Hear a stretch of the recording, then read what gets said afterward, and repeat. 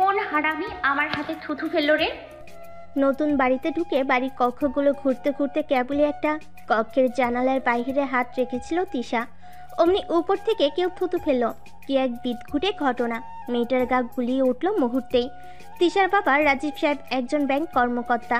কয়েকদিন আগে চট্টগ্রাম থেকে বদলি হয়েছেন ঢাকায়। মাঝখানে একদিন সময় করে তিনি একাই পাড়ি জমিয়েছিলেন এখানে। এই 3টি শোবার কক্ষ, একটি বসার কক্ষ, একটি খাবার কক্ষ এবং রান্নাঘর, ওয়াশরুম সহ এই ফ্ল্যাটটা ভাড়া নিয়ে গিয়েছিলেন তখনই। সব কিছু গুছিয়ে আজ আবার পরিবার অর্থাৎ 2 মেয়ে তিশা, রিশা এবং স্ত্রীকে সাথে নিয়ে উঠেছিলেন এ বাড়িতে। তিশা সব কক্ষ ঘুরে ঘুরে এই কক্ষটাই বরাদ্দ করেছিল নিজের জন্য। কি সুন্দর একটা জানালা রয়েছে কক্ষের একদিকে। জানালাটা থেকে বেশ সুন্দর আলো এসব কক্ষটা আলোকিত করে। নয়তো ঢাকার উঁচু উঁচু এক বিল্ডিংয়ের বদদৌলতে অন্য বিল্ডিংয়ের আলো পৌঁছায় না। উৎফুল্ল ভঙ্গিতেই মেয়েটা একটু প্রকৃতি বিলাসে জানালার বাইরে হাত বাড়িয়েছিল। অমনি সম্মুখীন হলো এই বিচ্ছির ঘটনাটার। তিশা আবারও বাজকাই গলায় চেঁচিয়ে উঠল, ঝাঁঝালো কণ্ঠে বলল, কোন বজ্জাত উপর থেকে না দেখে থুথু ফেললি রে? হ্যাঁ, হাতের কাছে আয় একবার, সুই সুতা নিয়ে তোর মুখ সেলাই করে দিব বিয়াদ্দপ। এ জন্মের মতো তোর থুথু ফেলার শখ মিটিয়ে দিব। এক নিঃশ্বাসে কথাগুলো বলে থামলো তিশা। ক্রোধে গজগজ করতে করতে কক্ষের বাহিরে বেরিয়ে এলো। বাজখাই কণ্ঠে ডাক পারল, মা, ও মা। তিশার মা জুমা বেগম রাজীব সাহেবের সাথে চট্টগ্রাম থেকে আনা নিজেদের মালামালের তদারকি করছিলেন। হঠাৎ বড় মেয়ে চিল্লাচিল্লি শুনে ভুর কুচকালেন। বিরক্তি ভরা কণ্ঠে বললেন, আসতে না আসতেই ছাগলের মতো মেমা শুরু করেছিস কেন? তিশা দাঁতে দাঁত চাপলো, কটমট করে শুধালো, উপরতলায় কারা থাকে? আমি কিভাবে জানবো? যেভাবে জিজ্ঞাসা করছিস মনে হয় আমি যেন কত বছর ধরে এখানে থাকি। রাজীব সাহেব মেয়ের কথা শুনলেন। মেয়ের কথা হাতের কাজ করতে করতে বললেন, উপরতলায় বাড়িওয়ালা থাকে কেন, কি হয়েছে? বাড়িওয়ালা শুনে একটু দমল তিশা। আসতে না আসতে বাড়িওয়ালাদের সাথে ঝামেলা করতে চাইল না মেয়েটা। আর যদি বাড়িওয়ালার স্থানে এই বিদঘুটে কাজটা অন্য কেউ করতো তাহলে দেখে নিত সে। বাবার প্রশ্নের উত্তরের জবাব না দিয়েই ওয়াশরুমে ঢুকলো তিশা। এখন হাতটা ধুতে হবে ভালোভাবে। ইচ্ছে তো করছে হাতটা কেটে ফেলতে। ওয়াশরুমে হাত ধোবার মধ্যেই জুমা বেগম ডাক দিলেন মেয়েকে। কিছুটা চড়া কণ্ঠে বলেন, কি রে তিশা, হলো তোর? ঘর গোছাতে হবে তো, কত কাজ। আসছি মা। সময় প্রবাহমান, সে বয়ে চলে নিজের মতো। এ বাড়িতে তিশারে এসেছে বেশ কিছুদিন কেটে গেছে। নতুন বাসা গুছানো, 2 বোনই স্কুল কলেজে ভর্তিতে কোথা থেকে যে সময় চলে গেছে তার টেরই পাওয়া যায়নি। এর মধ্যে বাড়িওয়ালাদের সাথে বেশ ভালো সম্পর্ক গড়ে উঠেছে তিশাদের। বিশেষ করে বাড়িওয়ালার মেয়ে সামিরার সাথে তিশার বেশ ভালো একটা বন্ধুত্ব তৈরি হয়েছে। দুজন এক ক্লাসে একই বিষয়ে অনার্স প্রথম বর্ষে পড়ে কিনা, তাই অল্পতেই তাদের মধ্যে বেশ ভাব জমে উঠেছে। শুনেছে বাড়িওয়ালার নাকি একটা ছেলেও আছে, পড়াশোনা শেষ করে বাবার ব্যবসা সামলাচ্ছে। অবশ্য তাকে বাড়িওয়ালার ছেলে না, বাড়িওয়ালাই বলাই চলে। ওনার কথাই নাকি এই বিল্ডিংয়ে সব হয়। তিশা এখনও অবধি ছেলেটার দর্শন না পেলেও ততটুকু শুনেছে যাতে জেনেছে ছেলেটার নাম সায়ান। যথেষ্ট রাগী, বদমেজাজি ধাঁচের। বিল্ডিংয়ের কম বেশি সবাই ভয় পায় তাকে। অবশ্য ছেলেটার ওই রাগী বদমেজাজি গুণের কারণেই এই বিল্ডিংয়ের নিয়ম শৃঙ্খলা এখনও বেশ ভালো। কথাগুলো ভাবতে ভাবতেই তিশা সিঁড়ি বেয়ে দাঁড়ালো বাড়িওয়ালার ফ্ল্যাটের দরজার সম্মুখে। একবার কলিং বেল বাজাতেই দরজাটা খুলে দিল এক মধ্যবয়স্ক নারী। হেসে তিশার পানে তাকিয়ে বললেন, আরে তিশা যে, ভিতরে এসো। তিশা সৌজন্যমূলক হাসলো। ভিতরে ঢুকতে ঢুকতে বলল, সামিরা কোথায় আন্টি? বাড়িওয়ালা মহিলা অর্থাৎ রাবেয়া বেগম মিষ্টি হাসলেন। দরজাটা আবার এঁটে দিয়ে বললেন, ওর রুমে আছে, যাও।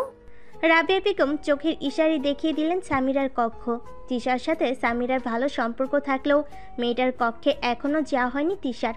বেশিরভাগ সময়ই তারা একসাথে তিশাদের বাসায় বা ছাদে সময় কাটিয়েছে।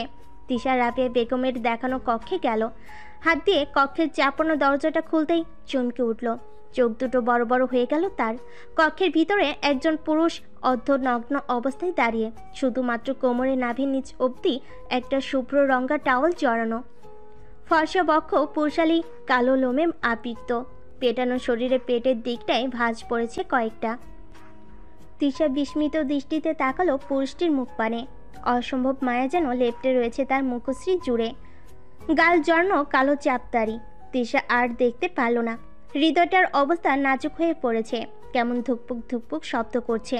হুট করে মেয়েটা চিৎকার করে উঠল, কণ্ঠে ধ্বনি তুলল। তিশার চিৎকার শুনল তার সম্মুখে দাঁড়ানো পুরুষটি, তবে খুব একটা পাত্তা দিল না সেদিকে, বরং নির্বিকার ভঙ্গিতে বিছানার উপর থেকে একটা শাত তুলে সে গায়ে জড়ালো। তবে তিশার চিৎকারে পাশের রুম থেকে তড়িঘড়ি করে ছুটে এলো সামিরা। তিশাকে কিছু জিজ্ঞেস করার আগে চোখ পড়ল তার ভাইয়ের দিকে। বুড়ো কুচকে এলো সামিরার, কপাট রাগ দেখিয়ে পড়ল। ভাইয়া, তোর কি লজ্জা শরম বলে কিচ্ছু নেই? বাড়ির মধ্যে কোমরে টাওয়েল জড়িয়ে ঘুরছিস কেন? ট্যান তাকালো বোনের পানে, শান্ত কণ্ঠে বলল। বাড়ির মধ্যে না, আমার নিজের ব্যক্তিগত রুমে ঘুরছি। তিশা এবার আরও ভালোভাবে তাকালো শায়নের পানে। বাহ, বেশ সুদর্শন তো।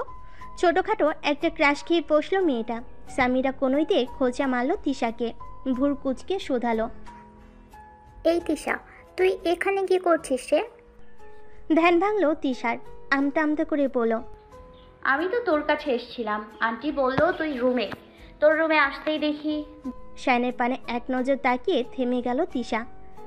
সামিরা বুঝে নিল যা বোঝার, তপ্ত নিঃশ্বাস ফেলে বলল।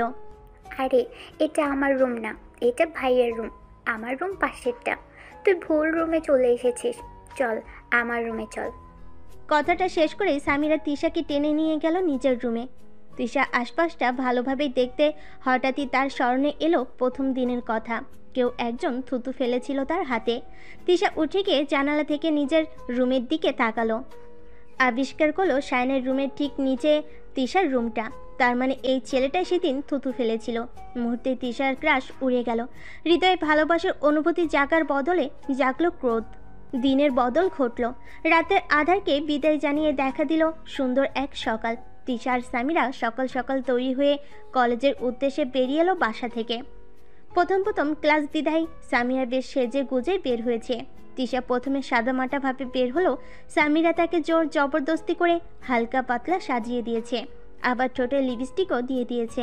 সামিরা আর তিশা বাড়ির গেট থেকে বের হতেই দেখলো শায়ন দাঁড়িয়ে আছে গেটের সম্মুখে। দুই রমণীর বিস্তর সাজগোজ দেখে ভুরু কুচকালো ছেলেটা, চোখ ছোট ছোট করে বলল। কিরে, এমন রংচং মেখে সংসেজে কোথায় যাচ্ছিস তোরা? সামিরা ভেঙচি কাটলো, ঠোঁট বাঁকিয়ে বলল। কলেজে।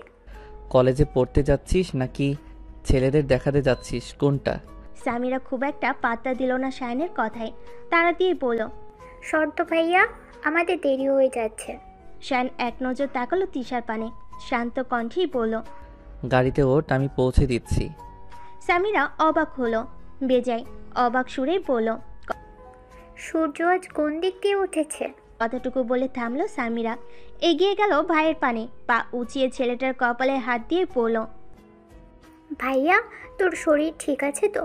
কত বলেছি আমাকে একটু কলেজে পৌঁছে দে, কলেজে পৌঁছে দে, কখনো দিসনি। আজ নিজে থেকে বলছিস, কাহিনী কি? শায়নের দৃষ্টি তীক্ষ্ণ হলো, থমথমে কণ্ঠে বলল। আচ্ছা, তোদের যেতে হবে না, আমি চলে যাচ্ছি। সামিরা মেকি হাসলো, ধরফড়িয়ে বলল। এই না না ভাইয়া, আমি কখন বললাম আমি যাব না? এই তিশা, চল চল, ভাইয়ের গাড়িতে গিয়ে বসি। কথাটা বলেই সামিরা তিশার হাত ধরে হন্তদন্ত হয়ে গাড়িতে ওঠার চেষ্টা করলো। তখনই তাদের থামিয়ে দিল শায়ন, কিছুটা গম্ভীর কণ্ঠে বলল। কোথায় যাচ্ছিস? কেন? গাড়িতে। শায়ন পকেট থেকে টিস্যু পেপার বের করে এগিয়ে দিল সামিরা এবং তিশার পানে, থমথমে কণ্ঠে বলল। ওই মুখে চোখে যা দিয়েছিস মুছে তারপরে গাড়িতে উঠবি। সামিরা সরু দৃষ্টিতে তাকালো শায়নের পানে, কটমট করে বলল। তাহলে আমরা উঠবো না তোর গাড়িতে, রিক্সা করেই চলে যাব। তাহলে তোদের আর আজ কলেজে যাওয়াও হবে না। সামিরা ভালোভাবেই চিনে ভাইকে। সে জানে শায়ন এক কথার মানুষ, যখন বলেছে এসব না মুছলে আজ কলেজে যেতে দিবে না, তখন দিবেই না। উল্টো ঘাড় ধরে ঘরে নিয়ে গিয়ে তুলকালাম বাঁধাবে। বিরস মুখে সামিরা ভাইয়ের হাত থেকে টিস্যু নিল, মুছল নিজের মুখ। কিন্তু তিশা নিল না টিস্যু। সে শুধু দাঁড়িয়ে দাঁড়িয়ে দেখছে ভাই বোনের কর্মকাণ্ড। বেশ কিছুক্ষণ অতিবাহিত হলেও যখন তিশাকে টিস্যু নিতে দেখলো না, তখন শায়ন কিছুটা রেগে বলল। এই যে তুমি, তোমাকে কি আবার আলাদাভাবে বার্তা দিতে হবে মুখের রংচং তুলতে? তিশা দ্বিরুক্তি করল না। এমনিও তার সেজেগুজে কলেজ যাওয়ার ইচ্ছে ছিল না খুব। টিস্যুদার নিজের মুখের শ্বাস তুলে সামিরার সাথে গাড়ির পিছনে সিট দখল করে বসলো তিশা। শায়নও সময় ব্যয় না করে বসলো ড্রাইভিং সিটে। সকলের অগোচরে লুকিং গ্লাসটা ফিরিয়ে তিশার পানে। গাড়ি চালাতে চালাতে দেখলো মেয়েটার থমথমে মুখশ্রী। দুপুরে তপ্ত রৌদ্র, সূর্যটাও মাথার উপরে চলে এসেছে। খড়খড়ে ভঙ্গিতে নিজের উত্তাপ ছড়াচ্ছে প্রকৃতিতে। তিশা কলেজ থেকে এসে কেবলই গোসল সেরে বেরিয়েছে। হাতে ভেজা কাপড় ভর্তি বালতি নিয়ে বেরিয়ে পড়েছে ছাদের উদ্দেশ্যে। খানিক সময়ের ব্যবধানে তিশা ছাদে পৌঁছালো। হাতের বালতি থেকে কাপড়গুলো তুলে শুকাতে দিল ছাদে টানানো দড়িতে।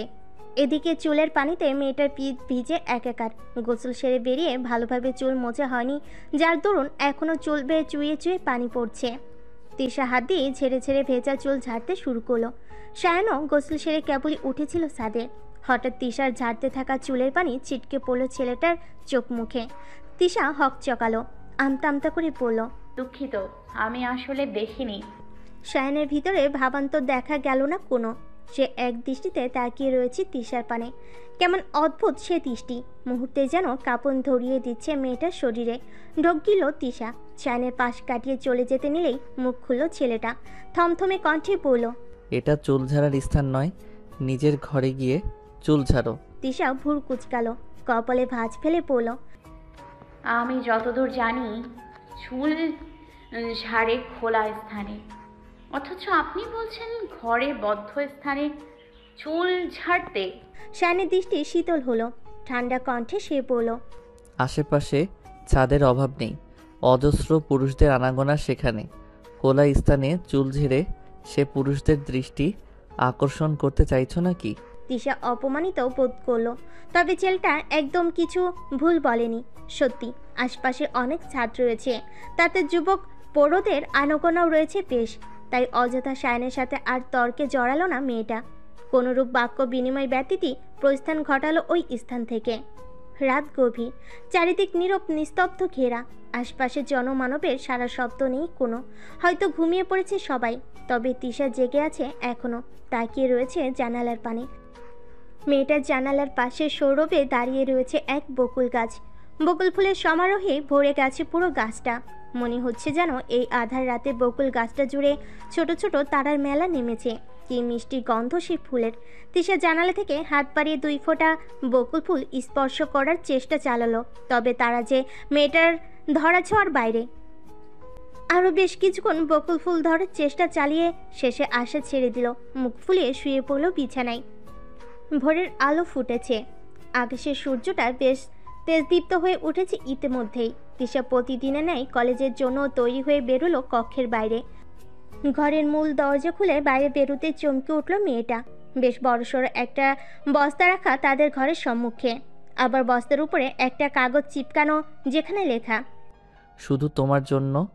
তিশার ভুরু কুচকে এলো। এটা এখানে কে রেখেছে? যেহেতু তাদের দরজার সম্মুখে রাখা, তার মানে এটা তাদেরই। তিশা আশপাশে তাকলো, কাউকেই দেখা যাচ্ছে না। মেয়েটা ভিতরে ভিতরে কৌতূহল অনুভব করলো। উৎসুক ভঙ্গিতে খুলল বস্তাটা। ভিতরের দিকে তাকাতেই চোখ যেন কপালে উঠল মেয়েটার। এত বকুল ফুল, এক বস্তা! এত বকুল ফুল কে রেখেছে এখানে? আর তার যে ভীষণ বকুল ফুল ছুঁয়ে দিতে ইচ্ছে হচ্ছিল, তাও বা বুঝলো কিভাবে? তিশার হঠাৎ খেয়ালে এলো বকুল গাছটার কথা। এখানে তো বকুল ফুল, তাহলে গাছের ফুলের কি অবস্থা?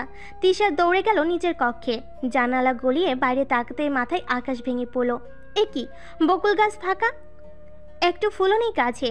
কোন বদমাইশ এই কাজটা করলো? কে বলেছিল গাছ থেকে ফুল ছিঁড়ে বস্তা ভরে তার বাসে পাঠাতে? গাছেতেও সুন্দর ছিল ফুলগুলো, কি সুন্দর মিষ্টি ঘ্রাণে ভরিয়ে দিত তার কক্ষ। এখন আর সেই মিষ্টি ঘ্রাণ আসবে না ভাবতেই হাত পা ছড়িয়ে কাঁদতে ইচ্ছে হচ্ছে মেয়েটার। তিশার কান্নাকাটির মধ্যেই তাকে বাহির থেকে ডাক পারল সামিরা। কণ্ঠ উঁচিয়ে পড়ল, তিশা, কই তুই? কলেজে যাবি না? ধ্যান ভাঙল তিশার। সে তো ভুলেই বসেছিল কলেজের কথা। ঘর থেকে দ্রুত বেরিয়ে এলো মেয়েটা। বাংলার 5-এর মতো মুখ করে সামিরার সাথে নেমে এলো নিচে। শায়ন আজও গাড়ি নিয়ে দাঁড়িয়ে আছে তাদের অপেক্ষায়। তিশা আর সামিরাকে আসতে আসতে দেখেই বলল, গাড়িতে ওঠো, আমি পৌঁছে দিচ্ছি। সামির এবং তিশা দ্বিরুক্তি করল না। গাড়িতে উঠে বসলো দুজনই। শায়নও গাড়িতে উঠেই স্টার্ট দিয়ে দিল। তবে সব কেমন চুপচাপ। তিশা থমথমে মুখশ্রী নিয়ে বসে আছে। সামিয়া সেদিকে তাকিয়ে ভুল কুচকাল, এতক্ষণে শুধালো। এই তিশা, তোর কি মন খারাপ নাকি? তিশা তেতে উঠল সাথে সাথে। এতক্ষণে মনের কোণে মিশে থাকা সকল ক্ষোভ নিয়ে পড়ল। মন খারাপ হবে না তো কি হবে বলতো? আমার জানালার পাশে একটা বকুল গাছ আছে। ওই গাছটায় কত সুন্দর বকুল ফুল ছিল। রোজ বকুল ফুলের মিষ্টি ঘ্রাণে আমার রুমটা ভেসে যেত। এই কয়দিনে যেন আমি ওই বকুল ফুলের প্রেমে পড়ে গিয়েছিলাম। ঘরের ধারের বকুল গাছটার কথা সামিরাও জানে, কিন্তু সে গাছে আবার কি হলো? সামিরা আগ্রহী কণ্ঠে প্রশ্ন করল। তারপর? তিশা দাঁতে দাঁত চাপলো, কটমট করে বলল। কোন কোন হারামজাদা বজ্জাত বদমাশ যেন আমার গাছটার সব বকুল ফুল ছিঁড়ে আবার আমার ঘরের সামনেই বস্তা ভরে রেখে গেছে। তিশার কথা শেষ হতে না হতে খুব খুব করে কেসে উঠল সায়ান। তিশা তবুও থামলো না, কণ্ঠে ক্রোধ নিয়েই বলল। ওই বজ্জাতটাকে যদি একবার হাতের কাছে পাই না, পিটি ওর হাতটি ভেঙে দিতাম। সায়ান গাড়ির ব্রেক কষলো হঠাৎ। হকচকিয়ে উঠল তিশা আর সামিরা দুজনেই। আশঙ্কিক ব্রেক কষায় দুজনেই ঝুঁকে গিয়েছিল সম্মুখের দিকে। কোনো রকমে পড়তে পড়তে নিজেদের বাঁচিয়ে নিয়েছে মেয়ে দুটো। সামিরা কিছুটা ক্ষিপ্ত কণ্ঠেই বলল। কি হলো ভাইয়া, এভাবে ব্রেক কষলে কেন? সায়ান থমথমে কণ্ঠে জবাব দিল। তোদের কলেজ চলে এসেছে, নাম এখন। তিশা এবং সামিরা আশপাশে তাকলো। সত্যি তো কলেজ চলে এসেছে তাদের। গল্পে এতটাই মশগুল ছিল যে খেয়ালই করেনি। মেয়ে দুটো দ্রুত গাড়ি থেকে নেমে দাঁড়ালো।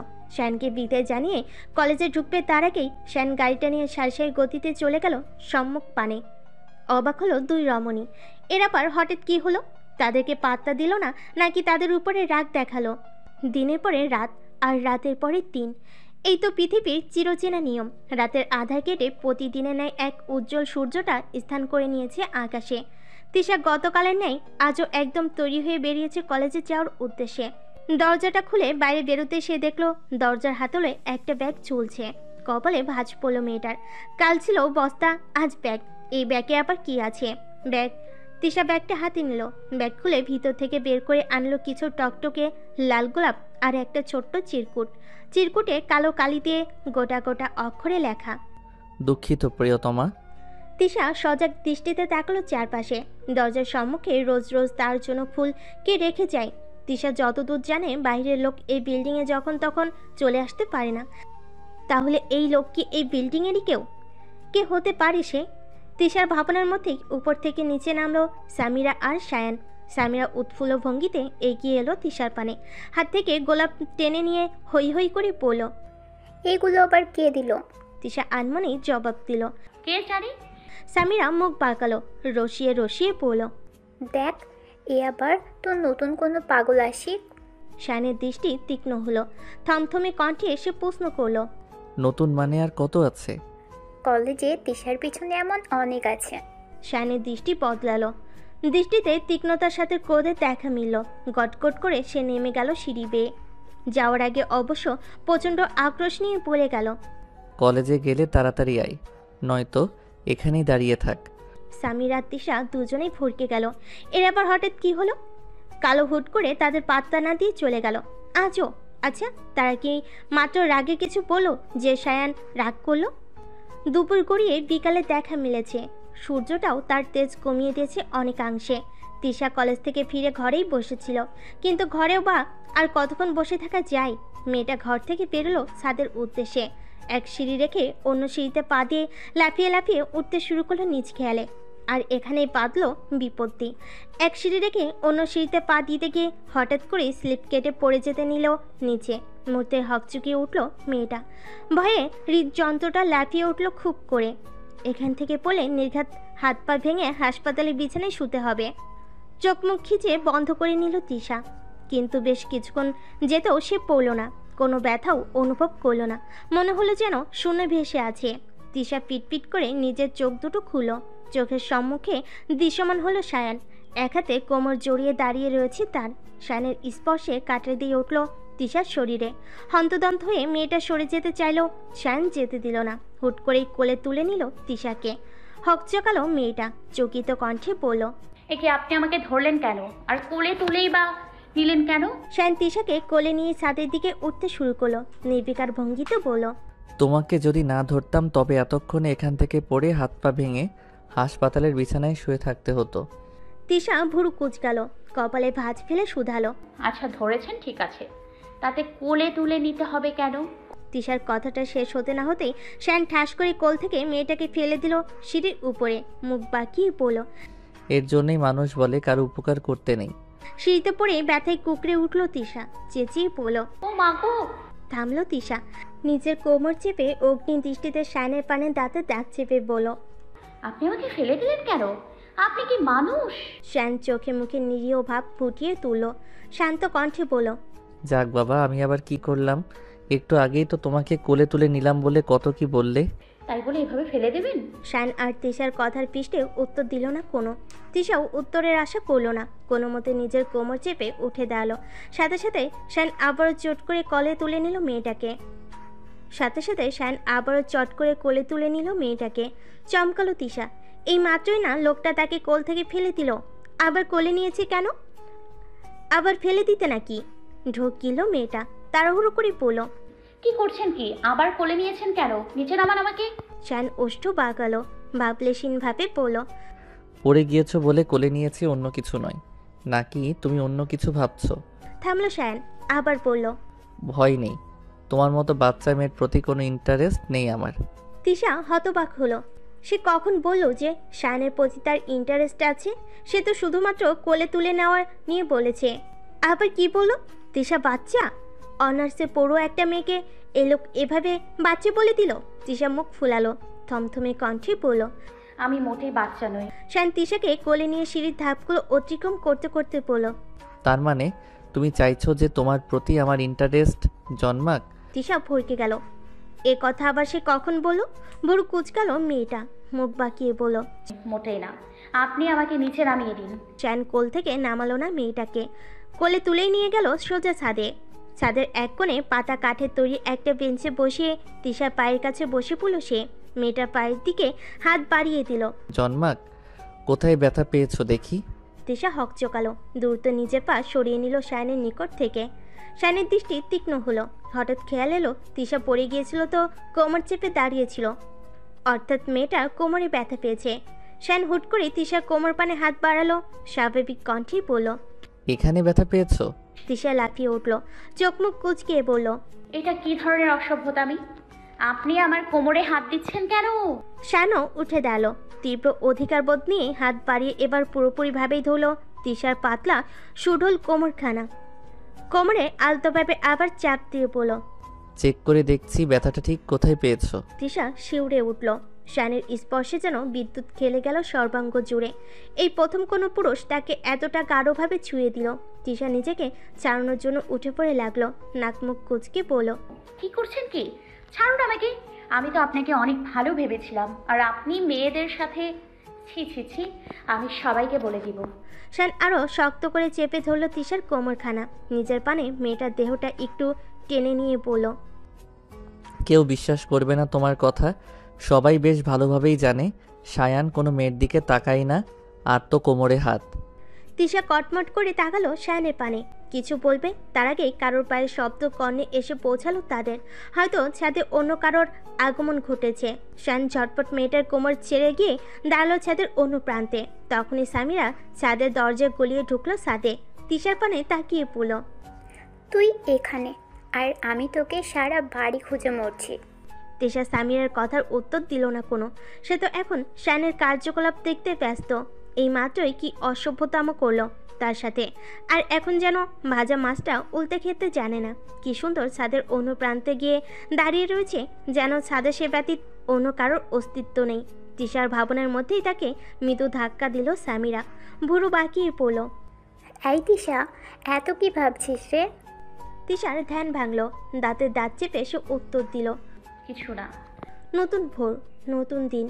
প্রতিদিনের নাই তিশা আর সামিরা দুই বান্ধবী মিলে নেমে পড়েছে কলেজে যাওয়ার উদ্দেশ্যে। তবে আজকে তিশার সাজটা একটু ভিন্ন।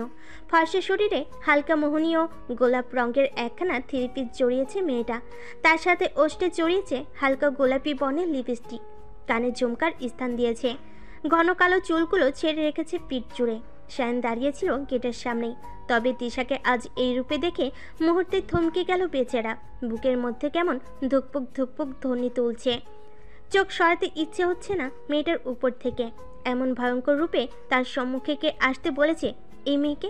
শায়ন নিজের অজান্তেই বুকে হাত দিল। তবে তিশা খুব একটা নজর দিল না ছেলেটার পানে। সে নিজের ভাবে গাড়ির পানে এগিয়ে গেল। গাড়ির দরজাটা খুলে ভিতরে ঢুকবে ঠিক তখন মুখ খুলল শায়ন। গম্ভীর কণ্ঠে বলল, 1 মিনিট। থমকে দাঁড়ালো সামিরা এবং তিশা দুজনই। সামিরা কিছুটা বিরক্তি নিয়েই তাকালো ভাইয়ের পানে। কপাল কুঁচকে বলল, কি হয়েছে? শায়ন পাত্তা দিল না সামিরাকে। তার দৃষ্টি এখনও তিশাতেই নিবদ্ধ। তবে চোখে মুখে মুগ্ধতার স্থানে এখন জায়গা করে নিয়েছে কিছুটা গাম্ভীর্য ভাব। শায়ন থমথমে কণ্ঠে তিশাকে বলল, তুমি চুল খোলা দিয়েছো কেন? চুল বেঁধে এসো দ্রুত। তিশা ভুরু কুঁচকাল, কপালের ভাঁজ ফেলে প্রশ্ন করলো, কেন? আবার কেন কি? আমি বলছি তাই। তিশা মুখ পাকালো, ভেঙচি কেটে বলল, আপনার কথা আমি শুনতে যাব কেন? আপনি কে? শায়ন হুট করে রেগে গেল। চোখ দুটো কেমন লাল আভায় আবেশিত হয়ে পড়ল। শায়ন তীক্ষ্ণ দৃষ্টিতে তাকালো তিশার পানে, কণ্ঠে ক্রোধ নিয়ে পড়ল, আমার কথা শুনবে না? সামিরা ঢোকিল ভাইয়ের চোখের পানে তাকিয়ে। সে নিজের ভাইয়ের ক্রোধ সম্পর্কে খুব ভালোভাবেই অবগত। তার ভাইয়ের হুটহাট রেগে যাওয়া এবং তারপর হুলুস বাঁধানোর অভ্যাস আছে ছোটবেলা থেকে। সামিরা একটু গা ঘেঁষে দাঁড়ালো তিশার পানে, কণ্ঠ খাদে নামিয়ে পড়ল, তিশা, ভাইয়া খুব রেগে গেছে, চোখের দিকে তাকিয়ে দেখো প্লিজ, চুলটা বেঁধে আই, না হয় ভাইয়া অনেক ঝামেলা করতে পারে। তিশা পাত্তা দিল না সামিরার কথায়, নির্লিপ্ত কণ্ঠে বলল, তাতে আমার কি? আমি তোর ভাইয়ের কথা শুনতে যাব কেন? কোন দেশের প্রধানমন্ত্রী উনি? তুই ভাইয়াকে চিনিস না তিশা, প্লিজ যা চুলটা বেঁধে আই, আমি তোর পায়ে পড়ি, ঝামেলা করিস না বোন। তিশা বিরক্ত হলো, কপাল কুঁচকে তাকালো সামিরের পানে, তবে বলল না কিছুই। ইচ্ছে না থাকতেও ঘরে গিয়ে চুল বেঁধে এসে আবার বসলো গাড়িতে। মেয়েটা গাড়িতে বসতে না বসতেই শায়ন গম্ভীর কণ্ঠে ডাকলো, তিশা। তিশা কণ্ঠে একরাশ বিরক্তি নিয়ে উত্তর দিল, আবার কি হয়েছে? কানের ঝুমকা খোলো। শায়নের কণ্ঠে স্পষ্ট আদেশ। মেজাজ বিগড়ে গেল তিশার। এই লোকটা ওকে কি ভেবেছে? এ যা বলবে ওকে তাই শুনতে হবে নাকি? তিশা দাঁতে দাঁত চাপলো। শায়নের আদেশকে উপেক্ষা করে বলল, চুল বেঁধেছি, এখন আবার আপনার কথায় কানে ঝুমকাও খুলবো নাকি? আশ্চর্য। শায়ন তিশাকে কিছু বলল না, তবে সামিরার পানে অগ্নি দৃষ্টি নিক্ষেপ করতেই সময় নিল না। দাঁতে দাঁত চেপে মেয়েটাকে বলল, তোর বান্ধবীর কানের ঝুমকা খুলে দে। সামিরা ভীত হলো। এদের দুইজনের কার্যক্রম যে ধারে চলছে তাতে তিশার কানের দোল না খুলে দিলে নিখাত একটা ঝামেলা বাঁধবে। সামিরা দেরি করলো না, এক প্রকার জোর করেই খুলে নিল তিশার কানের ঝুমকা। শায়ন ওষ্ঠ প্রসারিত করলো, অতঃপর একখানা শুভ্র রঙা টিস্যু এগিয়ে দিল সামিরার পানে। আদেশের সুরে বলল, তোর বান্ধবীর মুখটা মুছে দে। সামিরা হাত বাড়িয়ে নিল টিস্যুটা। তিশার মুখ মুছতে যাবে তখনই তেতে উঠল মেয়েটা। ঝাঁঝালো কণ্ঠে বলল, সাবধান, আমার কাছে আসলেও তোর খবর আছে বলে দিলাম। সামিরা। সামিরা অসহায় দৃষ্টিতে তাকালো ভাইয়ের পানে। এই দুইজনের মাঝে সে পড়েছে মহা ফ্যাসাদে। একজন রেগে যাবে মুখ মুছিয়ে না দিলে, আরেকজন রেগে যাবে মুখ মুছিয়ে দিলে। সামিরা আমতামতে করলো, ঢোক গিলে পড়ল, থাক না, ওর মুখ মোছা না মোছায় কি আসে যাই, থাকুক না ওইভাবে। শায়ন তীক্ষ্ণ দৃষ্টিতে তাকালো সামিরার পানে, অগ্নি কণ্ঠে বলল, তুই যদি এখন তোর বান্ধবীর মুখ না মুছিস তো তোর আজ আমি কি হাল করব ভাবতেও পারবি না সামিরা। সামিরা ভয় পেল। হাত বাড়িয়ে জোর জবরদস্তি করে সে মুছে দিল তিশার মুখখানা। ঠিক যতটা সুশ্রী হয়ে তিশা এসেছিল এখন ঠিক ততটাই বিশ্রী লাগছে তাকে। সামিরার সাথে ধস্তাধস্তিতে চুল এলোমেলো হয়ে গেছে মেয়েটার, কান খালি ওষ্ঠ খালি, কেমন বিধবা বিধবা লাগছে মেয়েটাকে। তিশার কানে পেল এই লোকটা তার সাথে এমন কেন করছে, কি চাই সে? তিশা কণ্ঠের ক্ষোভ নিয়ে পড়ল, কলেজেই যাব না আমি আজ। কথাটা বলে গাড়ির দরজায় হাত দিল সে। কিন্তু এ কি, গাড়ির দরজা খুলছে না কেন? এখানেও নিশ্চয়ই এই বদলোকের হাত আছে কোনো। তিশা রেগে মেগে তাকালো শায়নের পানে, কটমট করে প্রশ্ন করলো, আপনি গাড়ির দরজা লক করেছেন? শায়ন নির্লিপ্ত ভঙ্গিতে জবাব দিল, হ্যাঁ। দরজা খুলে দিন তাড়াতাড়ি, আমি আজ কলেজ যাব না। শায়ন মুখ বাঁকালো। তিশার কথাকে উপেক্ষা করে সে গাড়িতে স্টার্ট দিল। মুহূর্তেই সাই সাই করে গাড়িটা ছুটে চলল রাস্তা ধরে। তিশা চেঁচিয়ে উঠল, কণ্ঠ বাড়িয়ে পড়ল, কি সমস্যা? আমার কথা কি আপনার কানে যায়নি? বললাম তো আমি কলেজে যাব না, তারপর আপনি গাড়ি কেন স্টার্ট করলেন? শায়ন হাসলো, গাড়ি চালাতে চালাতেই বলল, তুমি না যেতে চাইলেও আমি তোমার গন্তব্যে তোমাকে অবশ্যই পৌঁছে দিব। বেলা গড়িয়েছে কিছুটা, দিনের উজ্জ্বল সূর্যটাও ইতের মধ্যে ঘুরতে ঘুরতে মাথার উপরে চলে এসেছে। তিশা এবং সামিরার ক্লাস শেষ হলো মাত্রই। মেয়ে দুটো ক্লাস থেকে বেরিয়ে গেটের নিকট আসতেই হঠাৎ পিছন থেকে ডাক শুনল কারোর। থমকে দাঁড়ালো দুজনেই, পিছনে ঘুরে আবিষ্কার করলো তাদের ক্লাসেরই একটি ছেলেকে। ছেলেটা দৌড়ে এলো, তিশার পানে একটা কলম বাড়িয়ে পড়ল। এটা বোধ হয় তোমার ক্লাসে ফেলে এসেছিলে। তিশা সৌজন্য সূচক হাসলো, হাত বাড়িয়ে কলমটা নিতে নিতে পড়ল। ধন্যবাদ। তিশা এবং ছেলেটার কথোপকথনের মধ্যেই সেখানে এসে উপস্থিত হলো শায়ন। কলেজ থেকে নিজের বোন আর তিশাকে নিতে এসেছিল বেচারা, কিন্তু এখানে সে নিজের প্রিয় নারীকে এভাবে অন্য পুরুষের সাথে হেসে হেসে কথা বলতে দেখে চোখ জ্বলে উঠল শায়নের। হৃদয়ে অদ্ভুত এক জ্বলন্ত আগুনের দহন অনুভব করল সে। হাত দুটো মুষ্টিবদ্ধ করলো গভীর ক্রোধে। দেহে গিয়ে দাঁড়ালো তিশা এবং সামিরার নিকটে, চরম গাম্ভীর্য পূর্ণ কণ্ঠে বলল, কলেজে এসেছিস ছেলেদের সাথে হাহা হিহি করতে নাকি পড়তে? আশঙ্কিক শায়নের কণ্ঠস্বরে চমকালো তিশা এবং সামিরা। পাশ ফিরে তাকাতেই ভুরু কুচকে এলো তিশার। বিরক্তিতে চোখ মুখ ছেয়ে গেল তার। এ লোক কি বললো তাদের? তারা ছেলেদের সাথে হা হা হি হি করে? সকালে কলেজে পৌঁছে দেওয়ার সময় কেমন পাষাণের নেই ব্যবহার করলো তার সাথে। শায়নের প্রতি ক্রোধ জন্মালো তিশার। দাঁতে দাঁত চাপলো সে, কটমট করে বলল, মুখ সামলে কথা বলবেন আপনি। এইটুকু বলতেই থামতে হলো তাকে। শান খুব একটা পাত্তা দিল না তিশার কথায়, বরং তিশার কথার মাঝেই তাকে থামিয়ে দিল। সামিরাকে উদ্দেশ্য করে বলল, নিতে এসেছিলাম তোদের, যেতে চাইলে আয়, নয়তো এখানে দাঁড়িয়ে ছেলেদের সাথে হাহা হিহি কর। কথাটা বলে আর কাউকে কিছু বলার সুযোগ দিল না শায়ন। গটগট করে কলেজ থেকে বেরিয়ে গেল সে। গাড়িতে উঠেই গাড়ি স্টার্ট দিল সাথে সাথে। তিশার সামিরাও হন্তদন্ত হয়ে ছুটে এসেছিল শায়নের পিছু পিছু। এমনি এই দুপুরে গাড়ি পাওয়া মুশকিল, তার উপরে যদি শায়নও চলে যায় তখন বাড়ি ফেরা নিয়ে বিপদে পড়তে হবে তাদের। গেটের বাইরে এসেই শায়নকে গাড়ি স্টার্ট দিতে দেখে আর কথা বাড়ল না, চুপচাপ উঠে বসলো গাড়িতে। শায়নও আর কিছু বলল না, একবার তিশার পানে অগ্নি দৃষ্টিতে তাকিয়ে গাড়ি চালানো শুরু করলো। সময় লাগলো একটু, তবে স্বাভাবিকের তুলনায় আজ একটু কম সময়ে বাড়ি ফিরল তিশারা। অবশ্য শায়ন যে গতিতে গাড়ি চালিয়েছিল তাতে আরও আগে আসা উচিত ছিল। বাড়ির সম্মুখে আসতেই গাড়ি থেকে নেমে দাঁড়ালো সামিরা এবং তিশা। সামিরা আগে বাড়িতে ঢুকলেও তিশা কিছুটা ধীর গতিতেই বাড়িতে ঢুকেছিল। আর ঠিক এই সুযোগটাই কাজে লাগালো শায়ন। হুট করেই পিছন থেকে হাত টেনে ধরল তিশার। মেয়েটা থমকে দাঁড়ালো, হকচুকে উঠে তাকালো পাশে, বিরক্তি নিয়ে প্রশ্ন করলো, সমস্যা কি? এভাবে হাত ধরেছেন কেন? শায়ন নির্লিপ্ত ভঙ্গিতে উত্তর দিল, রাত 9টার দিকে ছাদে এসো, অন্য পুরুষদের সাথে তোমার দাঁত কেলানো বের করব আমি। তিশা বুড়ো কুচকালো, কপালে ভাঁজ ফেলে পড়ল। মানে? রাতে ছাদে এসো, তখনই বুঝিয়ে দিব। তিশা দাঁতে দাঁত চাপলো। এই পুরুষটাকে কি ভেবেছে? তার কেনা গোলাম নাকি? যখন যা বলবে তাই শুনতে হবে? সকালে জোর খাটিয়ে তার শ্বাস নষ্ট করলো, এখন আবার আদেশ দিচ্ছে।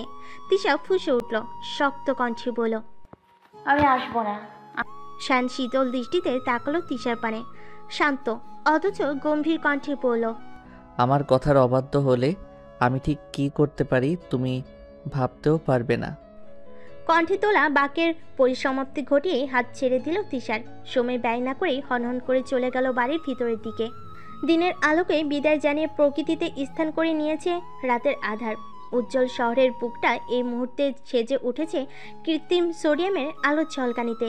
তিশা বসে রয়েছে নিজ কক্ষের বিছানায়, বারবার তাকাচ্ছে দেওয়ালে ঝোলানো ঘড়িটা পানে। ঘড়ির কাঁটাটা বেশ স্বাচ্ছন্দ্যেই তাকে জানান দিচ্ছে 9:05। অথচ শায়ন তাকে ছাদে যেতে বলেছিল ঠিক রাত 9টায়। তিশা কেমন দ্বিধা দ্বন্দ্বে ভুগছে বিষয়টা নিয়ে। মনটা একবার বলছে যাও, দরকার নেই। শায়ন বললেই তাকে সেই কাজ করতে হবে নাকি? আবার অন্যবার বলছে তার ছাদে যাওয়া উচিত। অন্তত শায়ন তাকে কি বলতে চাই তা জানার জন্য হলো যাওয়া উচিত। তিশা মনে মনে কৌতূহল অনুভব করলো, কি এমন কাজের জন্য শায়ন তাকে এই রাতে ছাদে ডেকেছে? যদি তেমন কিছু বলার হতো তবে তো দুপুরেও বলে দিতে পারত। তিশার মনে ভয় হলো, এই রাতে ছাদে নিয়ে যদি ছেলেটা তার সাথে উল্টাপাল্টা কিছু করার চেষ্টা করে তখন কি করবে সে। সাথে সাথে মেয়েটার মন শক্ত হয়ে উঠল। মনে মনে পরিকল্পনা করলো যদি তেমন কিছুই হয় তবে সে চিৎকার করবে। আশপাশে আরও বিল্ডিং আছে, ছাদ আসছে, নিশ্চয় তার চিৎকার কেউ না কেউ শুনতে পাবে এবং ছুটে আসবে তাকে বাঁচাতে। এই সুযোগে শায়নের মুখোশটাও সকলের সামনে উন্মেচিত হবে। সবসময় সকলের সম্মুখে আদর্শ হয়ে ঘোরা আর তার নিকট আসলেই অসভ্যতা শুরু। এবার তিশাও তাকে উচিত শিক্ষা দিয়ে ছাড়বে। বিছানা ছেড়ে উঠে দাঁড়ালো তিশা।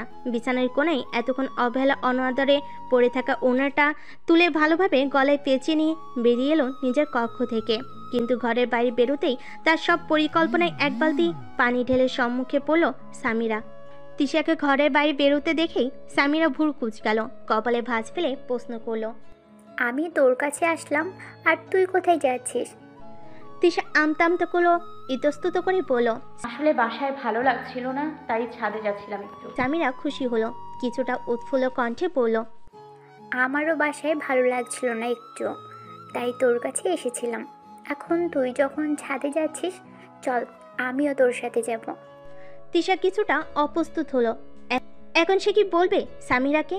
সে কি বলে দিবে শায়নকে ডেকেছে তাই সে ছাদে যাচ্ছে? কিন্তু এত রাতে একজন পুরুষ মানুষ কেন একটা মেয়েকে ডাকলো? বিষয়টা নিশ্চয়ই সামিরা ভালোভাবে নিবে না, উল্টাপাল্টা ভাববে তাকে নিয়ে। তার থেকে থাক, কিছু বলার দরকার নেই। সাথে যখন যেতে চাইছে নিয়ে যাওয়া যাক। শায়নের তো বোন সামিরা, বোনের সম্মুখে কথা বলতে হয়তো কোনো সমস্যা হবে না ছেলেটার। তিশা আর বেশি ভাবলো না, সামিরাকে সাথে নিয়েই পা বাড়ালো ছাদের পানে। সময় লাগলো না খুব বেশি, মিনিট 4-5 মধ্যেই ছাদে পৌঁছালো তিশা আর সামিরা। ছাদের দরজা খুলে ভিতরে প্রবেশ করতে দেখা মিলল শায়নের। ছেলেটা আগে থেকে এখানে বসেছিল। দরজা খোলার শব্দ পেয়ে চোখ তুলে তাকালো শায়ন। এমনি দুপুর থেকে মেজাজ বিগড়ে ছিল, এখন আবার তিশার সাথে সামিরাকে দেখে মেজাজ যতটুকু ঠিক ছিল তাও বিগড়ে গেল। একে তো তিশাকে ডেকেছিল 9টায়, সেখানে মেয়েটা এসে পৌঁছালো 9টা 10 তার উপর সাথে আবার রক্ষীও নিয়ে এসেছে। এই রক্ষী তার হাত থেকে বাঁচিয়ে নিবে তিশাকে। জল শক্ত হয়ে এলো শায়নের, দাঁতে দাঁত চেপে পড়ল, সামিরা, তোকে মা ডাকছে। সামিরা কান খাড়া করলো, শোনার চেষ্টা করলো তাকে তার মা ডেকেছে কিনা। না, তার কর্ণে তেমন কোনো আওয়াজ তো পৌঁছাচ্ছে না। সামিরা ভুরু বাঁকালো, সন্ধিয়ান কণ্ঠে বলল, কই, আমি তো শুনছি না। শায়ন তাকালো সামিরার পানে, নিজেকে যতটা সম্ভব স্বাভাবিক করেই বলল, আমি তো শুনলাম, তুই হয়তো তিশার সাথে গল্পে মশগুল ছিলি তাই শুনিসনি। নিচে গিয়ে দেখতে সমস্যা কি? পরে কিন্তু মা আবার চিল্লাচিল্লি শুরু করবে তোর উপর। আসলেই সিঁড়ি থেকে ওঠার সময় সামিরা তিশার সাথে গল্পে মশগুল ছিল, তাই হয়তো শোনেনি। সামিরা দেরি করলো না, তিশার পানে তাকিয়ে বলল, তুই থাক, আমি নিচে থেকে মায়ের কথা শুনে এক্ষুনি আসছি। কথাটা বলেই সামিরা বেরিয়ে গেল ছাদ থেকে। তিশা আর চোখে তাকালো শায়নের পানে।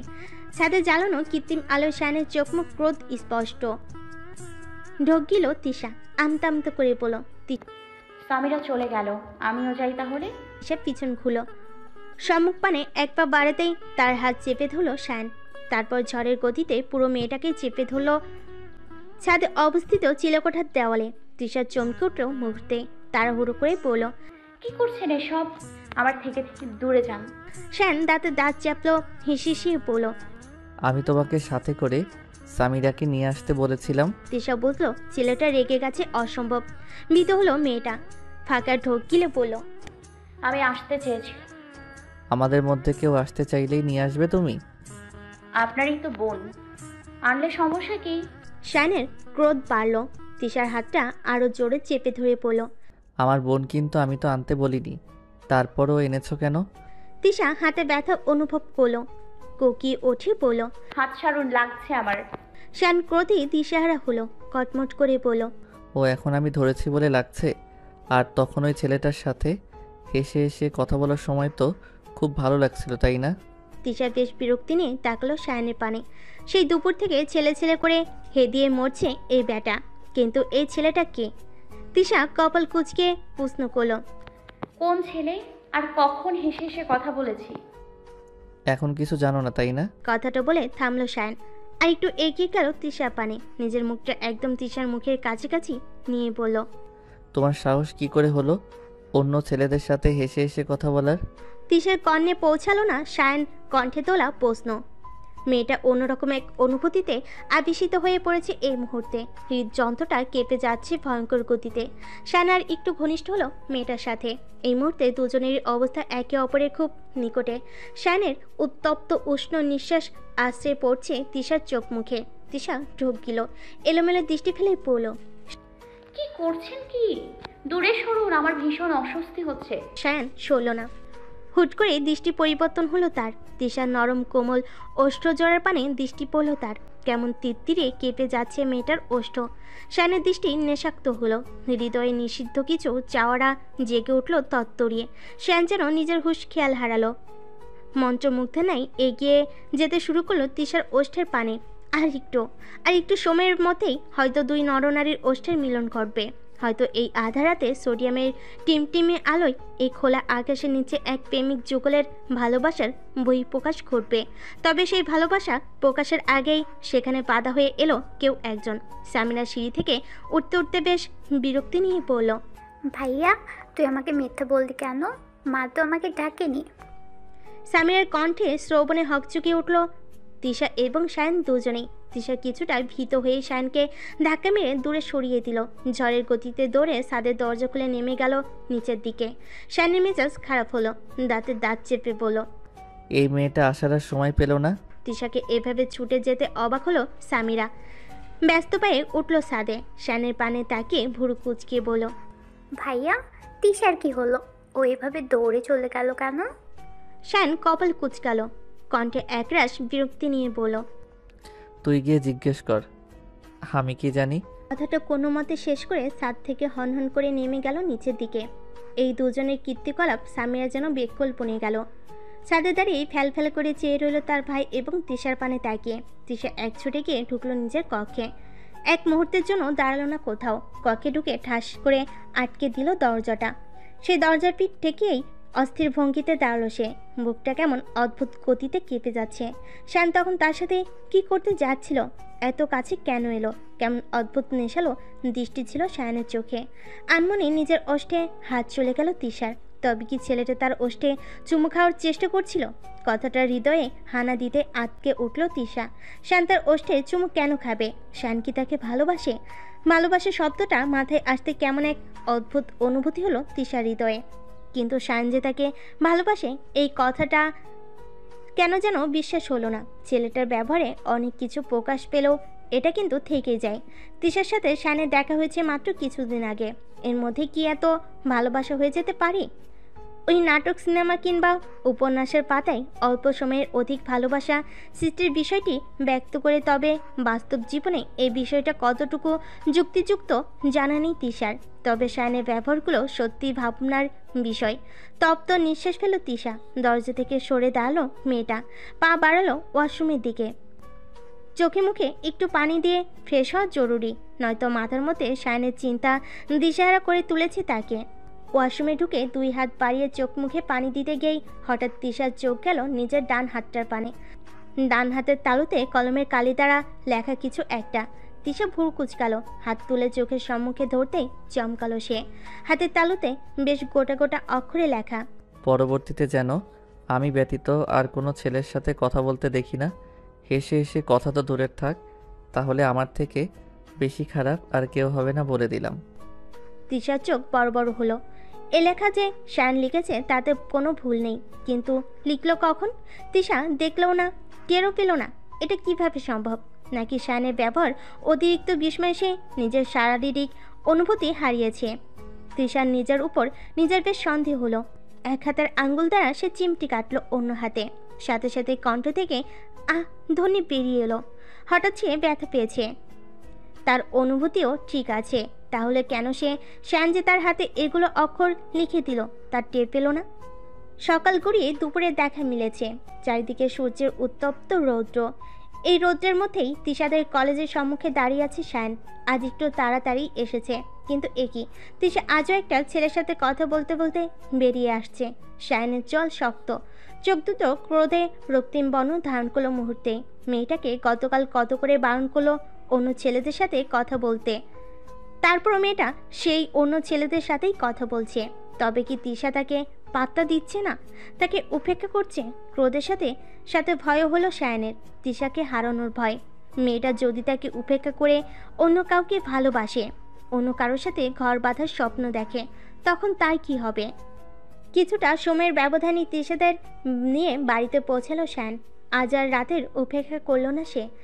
সামিরাকে গাড়ি থেকে নামতে দেখে একটু চাপা কণ্ঠে তিশাকে বলল, 5 মিনিটের মধ্যে ছাদে এসো। কথাটা বলে ধূপধাপ পা ফেলে শায়ান চলে গেল বাড়ির ভিতরে। তিশা অবাক হলো কিছুটা। এ সময় আবার শায়ান তাকে কি বলবে, যার জন্য এত জরুরি ভিত্তিতে ছাদে ডেকে গেল? তিশা ওই স্থানেই দাঁড়িয়ে রইল, মনে মনে দ্বিধা দ্বন্দ্বে ভুগছে সে। তার কি এখন ছাদে যাওয়া উচিত নাকি উচিত নয়? যদি কালকের মতো আবার কিছু করার চেষ্টা করে তখন?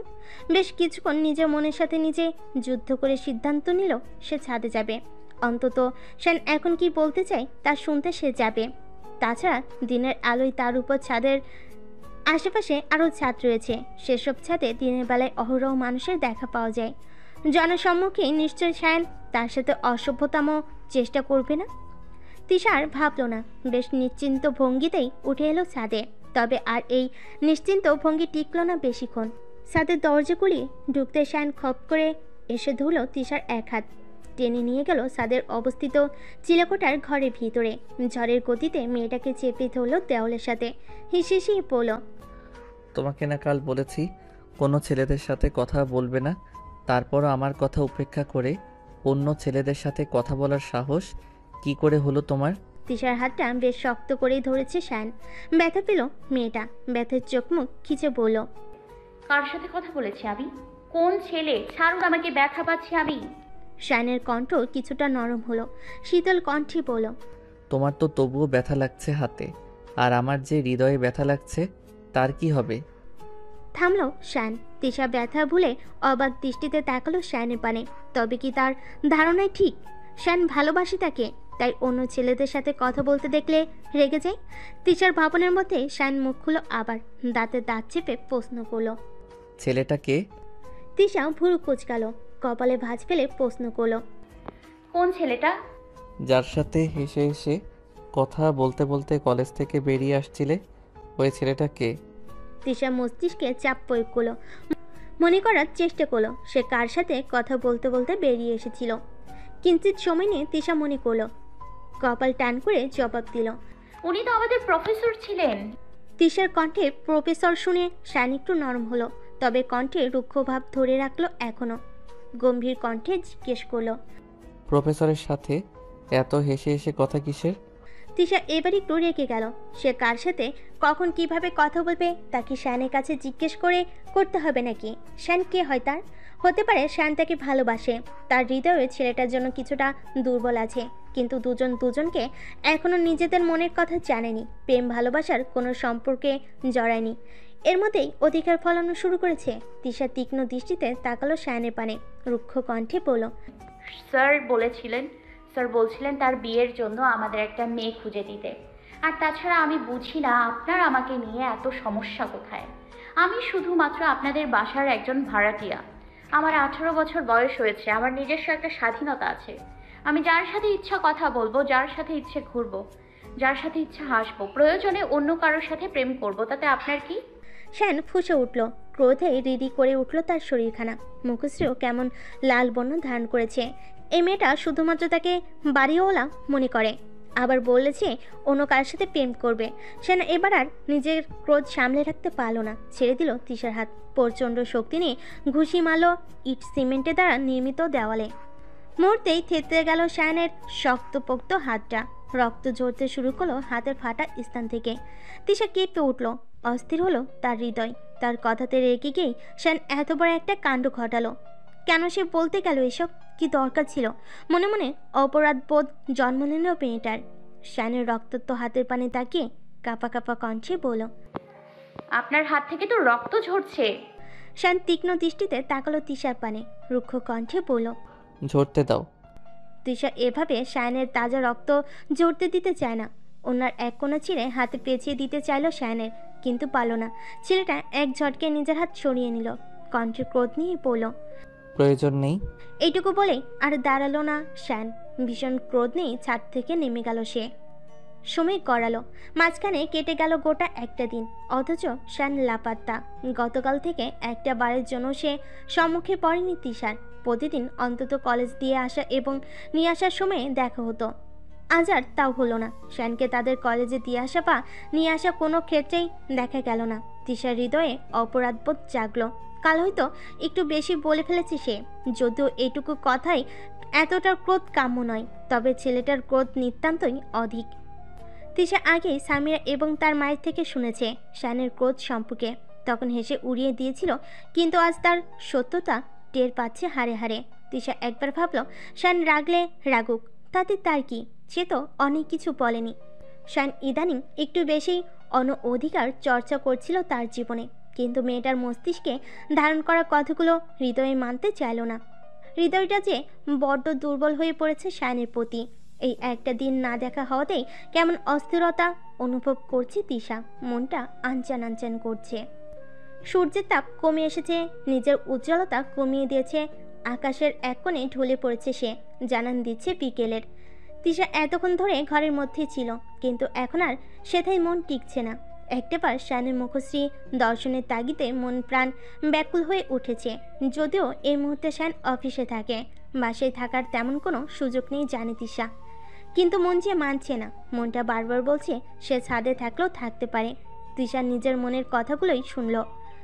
বিছানা ফেলে রাখা ওনাটা আটসাট বেঁধে শরীরে জড়িয়ে ছুটল ছাদের পানি, যদি কোনোভাবে শায়নের সাথে দেখা হয়ে যায়। মিনিট 5-এর মধ্যেই ছাদে পৌঁছালো তিশা। ছাদের দরজা খুলে ভিতরে পা রাখলো সে। এদিক ওদিক তাকিয়ে খুঁজল শায়নকে, কিন্তু কোথাও যে নেই সে। হতাশ হলো তিশা, কিছুটা মন খারাপ নিয়ে ছাদের পিছনের দিকে যেতেই চমকে উঠল। এ তো কেঁচো খুঁড়তে সাপ বেরিয়ে আসার মতো অবস্থা। ছাদে খুঁজতে এসেছিল শায়নকে, অথচ পেয়ে গেল সামিরাকে, তাও আবার ছাদের এক যুবকের সাথে খোশ গল্পে মেতে থাকা অবস্থায়। তিশা নিজেকে দুজনের থেকে একটু আড়াল করে দাঁড়ালো, অতঃপর পূর্ণ দৃষ্টিতে তাকালো সামিরা এবং ছেলেটার পানে। দুজনের চোখ মুখে লক্ষণ ভালো ঠেকছে না তেমন। এদের মধ্যে কি অন্য কোনো সম্পর্ক আছে নাকি? তিশা কান খাড়া করলো, তার কর্ণে ভেসে এলো সামিরার লাজুক কণ্ঠস্বর। মেয়েটা লাজুক স্বরে বলল, তুমিও না?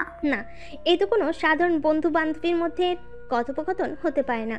নিশ্চয়ই তাকে না জানিয়ে এ দুজন ভিতরে কিছু চালাচ্ছে। তিশার হৃদয় ভারী হলো। সামিরা তাকে কিছু না জেনে কিভাবে পারলো?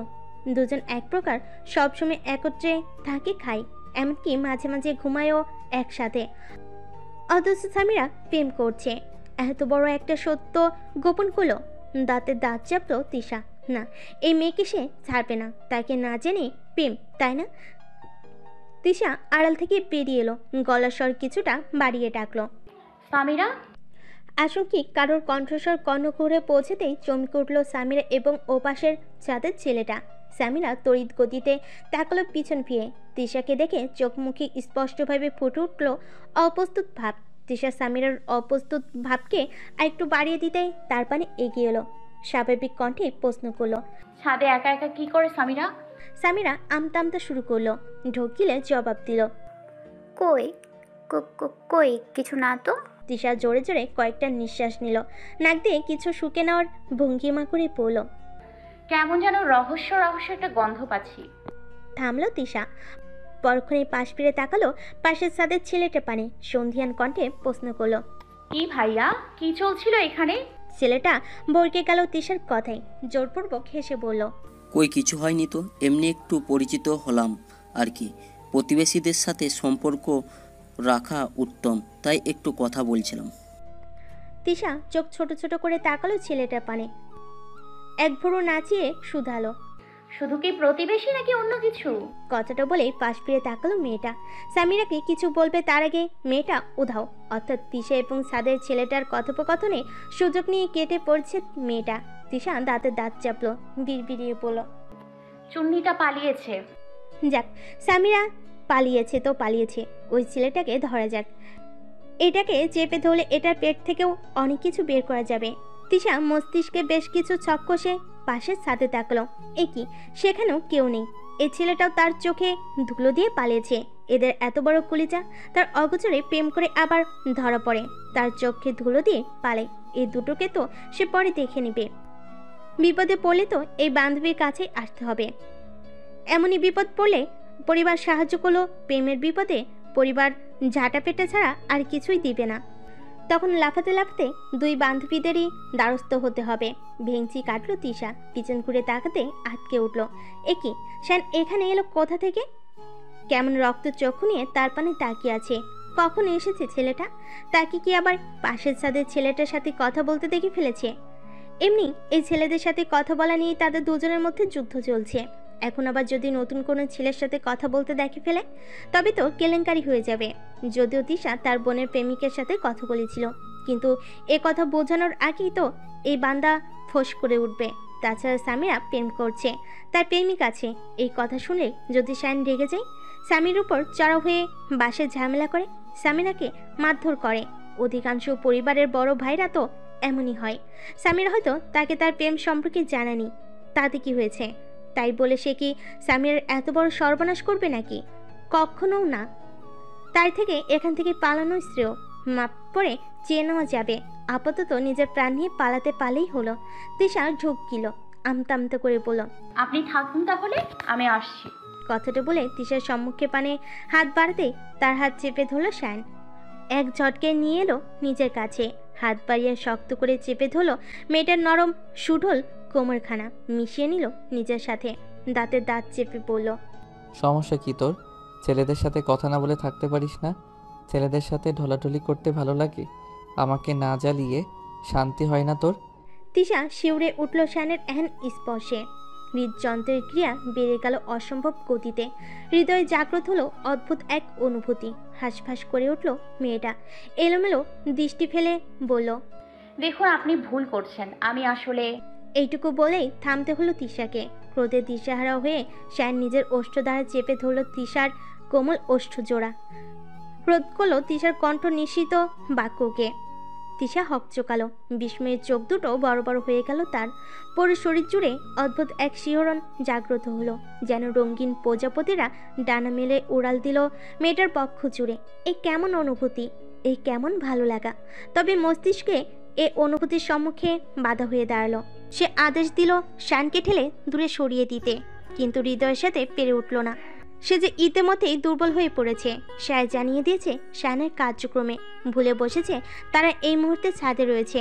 তিশা নিস্তেজ হয়ে পড়ল ধীরে ধীরে, ঘোরের মধ্যে পতিত হলো যেন মুহূর্তে। এভাবে দুজন কতক্ষণ ছিল জানা নেই, তবে তিশার ঘোর কাটল ওর ওষ্ঠ শায়নের জোরালো কামড়ে। নিজের ক্রোধ সামাল না দিতে পেরে শেষ পর্যন্ত ছেলেটা তিশার ওষ্ঠে কামড়ে দিল। এমনি শরীরের নরম স্থান ওষ্ঠ, হালকা ব্যথা লাগলো, ফুলে ফেঁপে ওঠে। সেখানে শায়নের এই জোরালো কামড়ের তীব্রতা সহ্য করতে পারল না তিশা। চটফটিয়ে উঠল মেয়েটা, দুই হাত তুলে রাখলো শায়নের পক্ষে, ঠেলে সরিয়ে দিতে চাইল নিজে থেকে, কিন্তু পারল না। এত বড় এক শক্তপোক্ত পুরুষের সাথে তার মধ্যে এক চুনোপুটির ন্যায় নারীর শক্তিতে পারা কি সম্ভব নাকি? শায়ন সময় নিয়ে আরও কয়েকবার কামড় বসালো তিশার ওষ্ঠে, অতঃপর নিজেই সরে গেল। হাত উঁচিয়ে নিজের বৃদ্ধা আঙ্গুল দ্বারা ওই ওষ্ঠ মুছতে মুছতে বলল, এই শাস্তির কথা স্মরণে থাকলে আর দ্বিতীয়বার অন্য পুরুষের সাথে কথা বলার দুঃসাহস করবে না। তিশা ফ্যাল করে তাকিয়ে রইল শায়নের পানে। ওষ্ঠ কেটে তার রক্ত ঝরছে, কিছুটা ফুলেও উঠেছে ইতিমধ্যে, জ্বলছেও ভীষণ। তিশা হঠাৎ করে ডুকরে কেঁদে উঠল, কান্না ভেজা কণ্ঠে বলল, আপনি একটা অসভ্য বর্বর লোক, এটা কি করলেন আপনি? আমার ঠোঁট জ্বলছে ভীষণ। শায়ন চমকালো। ক্রোধের বশে এতক্ষণ সে কি করেছে মস্তিষ্ক তা ততটা ধারণ করতে সক্ষম হয়নি। শায়ন এবার পূর্ণ দৃষ্টিতে তাকালো তিশার পানে। মেয়েটার ওষ্ঠের কোন অবস্থা দেখে হৃদয় ভারী হলো তার। ক্রোধের বশে এ কি করে ফেল সে? ওই যে কথাই আছে না, ক্রোধ এবং ঘূর্ণিঝড় অনেকটা একই। শান্ত হলে বোঝা যায় কতটা ক্ষয়ক্ষতি হয়েছে। শায়নও এখন বুঝতে পারছে কত বড় ভুল সে করে ফেলেছে। মেয়েটাকে এভাবে শাস্তি দেওয়া ঠিক হয়নি। নিশ্চয়ই মেয়েটা ব্যথা পেয়েছে ভীষণ। তিশার প্রতিটি কান্নার ধ্বনি তীব্র বেগে আঘাত করছে শায়নের বক্ষে। অস্থির হলো ছেলেটা, তিশার পানে এগিয়ে বলল, থাম। সরি তিশু, আমি বুঝতে পারিনি। আসলে তোমাকে অন্য ছেলেদের সাথে কথা বলতে দেখলে আমার সহ্য হয় না। এমনি কাল থেকে তোমার উপর রেগে একটু দূরে ছিলাম, কিন্তু মন যে দূরে সরে থাকতে নারাজ, তাই অফিস থেকে একটু তাড়াতাড়ি ফিরেছিলাম। আর এসেই দেখি তুমি পাশের ছাদের একটা ছেলের সাথে কথা বলছো। সব মিলিয়ে নিজের উপর নিয়ন্ত্রণ হারিয়েছিলাম। শান হাত বাড়িয়ে যত্ন নিয়ে তিশার চোখের পানি মুছে দিতে শুরু করলো। অপরাধীর কণ্ঠে বলল, সরি লক্ষ্মীটি, এভাবে কাঁদে না। তুমি কাঁদলে আমারও যে কষ্ট হয়। তিশা কান্না থামালো, শীতল দৃষ্টিতে তাকালো শায়নের পানে। সে হয়তো জানে সব, তবুও শায়নের মুখ থেকে শোনার জন্য প্রশ্ন করলো, আমাকে অন্য ছেলেদের সাথে কথা বলতে দেখলে আপনার সহ্য কেন হয় না? আর কেনই বা আমার থেকে দূরত্ব আপনার মন মেনে নিতে চায় না? শায়ন তিশার চোখে চোখ রাখলো, মৃদু কণ্ঠে বলল, তুমি বোঝো না আমি কেন আমার থেকে তোমার দূরত্ব মেনে নিতে পারি না, কেন অন্য ছেলেদের সাথে কথা বললে সহ্য করতে পারি না। তিশা না জানার ভান ধরলো, কণ্ঠে ধ্বনি তুলে বলল, আমি কিচ্ছু জানি না, আপনি বলুন। শানু উত্তর দিল না তিশার কথায়। নিজের ডান হাতটা বাড়িয়ে সে হাত রাখলো তিশার কাটা ওষ্ঠে, কিছুটা ব্যগ্র কণ্ঠে বলল, ইস, কতখানি কেটে গেছে। তিশার সব প্রশ্ন ভুলে গেল মুহূর্তে। ফুঁসে উঠল মেয়েটা, এই এতখানি কেটে গেছে কার জন্য? এই ব্যাটার জন্যই তো। এখন আবার এসেছে ঢং দেখাতে। তিশা নিজের ওষ্ঠ থেকে শায়নের হাত সরিয়ে দিল, ঝাঁঝালো কণ্ঠে বলল, ঢং করতে হবে না, সামনে থেকে সরুন তো। নিজের কামড়ে নিজের ঠোঁট থেকে রক্ত বের করে দিয়েছে, এখন আবার আদিক্ষেতা যত সব অসভ্য লোক। কথাটা বলে গটগট করে সিঁড়ি দিয়ে নেমে গেল তিশা। শায়ন হতাশ হলো। অবশ্যই সে ক্রোধের বশে যে কাজটা করেছে তা নিন্দনীয়। কিভাবে মেয়েটার ওষ্ঠ থেকে রক্ত বের করে দিয়েছে। করুণ হলো শায়নের দৃষ্টি। সেই দৃষ্টি দ্বারাই সে চেয়ে রইল তিশার চলে যাওয়ার পানে। তিশার ছাদ থেকে এক ছুটে নিজেদের বাসে চলে এলো। সকলের অগোচরে ওড়না দ্বারা ওষ্ঠ চেপে ঢুকে গেল নিজ কক্ষে। তার মা বাবা কিংবা বোন এই অবস্থা দেখলেই আবার হাজারটা প্রশ্ন করবে। তখন কি উত্তর দিবে সে? সকলের সম্মুখে বলে দিবে যে শায়ন তাকে চুমু খেয়েছে। চুমু চুমু শব্দটা মস্তিষ্কে হানা দিতে চমকে উঠল তিশা। হ্যাঁ, ঠিকই তো, শায়ন থেকে চুমু খেয়েছে, তা আবার গালে টালে না, একদম ঠোঁটে। আনমনে নিজের ওষ্ঠে হাত চলে গেল তিশার। ভালোভাবে সে হাত বুলালো ফুলো ফুলো ওষ্ঠে। এটা তার প্রথম প্রথম চুমু ছিল, আর সেই চুমুর অভিজ্ঞতায় এতটা তেতো এবং বিদঘুটে ছিল। এমন হলে তো তিশা কখনোই চুমুই খেতে চাইবে না। চুমু হবে নরম মোলায়েম, তা না। তিশা নাকমুখ কুচকাল, বিড়বিড়িয়ে বলল, অসভ্য নিষ্ঠুর পুরুষ মানুষ। তিশার ভাবনার মধ্যেই হঠাৎ কক্ষের স্টিলের জানালার খটখট শব্দ হলো। কপালে ভাঁজ পড়ল মেয়েটার, তবে জানালায় আবার এমন শব্দ কি করছে? তিশা ওষ্ঠ ছেড়ে এগিয়ে গেল জানালার পানে। জানালাটা খুলে বাইরের দিকে তাকাতেই চমকে উঠল সে। একটা মাঝারি আকারের ঝুড়ি তার জানালার সম্মুখে ঝুলছে। তিশা ঝুড়িটা অনুসরণ করে উপরের দিকে তাকালো। একটা মোটা দড়ি দ্বারা বেঁধে ঝুড়িটা উপর থেকে তার জানালা পর্যন্ত পাঠানো হয়েছে। ঝুড়িটা যে কে পাঠিয়েছে তা বুঝতে খুব একটা সময় লাগলো না তিশার। তবে এতে আবার লোকটা কি পাঠিয়েছে একটু আগেই তো দেখা হলো, তখন তো আঘাত ছাড়া কিছুই দিল না। তাহলে এখন ঝুড়ি ভরে কি পাঠিয়েছে? তিশার হৃদয়ে কৌতূহল জন্মালো। হাত বাড়িয়ে সে ঝুড়িটা টেনে নিল নিচের দিকে। তিশাকে হতাশ করে দিয়ে এত বড় একটা ঝুড়ির মাঝখানে শুধুমাত্র একটা ছোট চিরকুট পড়ে রয়েছে। মেয়েটার কুচকানো ভুরুযুগল আরও কুচকে এলো। চিরকুটটা হাতে তুলে নিতেই ঝুড়িটা উপরের দিকে তুলে নিল তৎক্ষণাৎ। তিশা একবার সেদিকে তাকালো, অতঃপর পড়তে শুরু করলো চিরকুটটা। সাদা চিরকুটের মধ্যভাগে বেশ গোটা গোটা অক্ষরে লেখা, দুঃখিত তিশু, আমি বুঝতে পারিনি।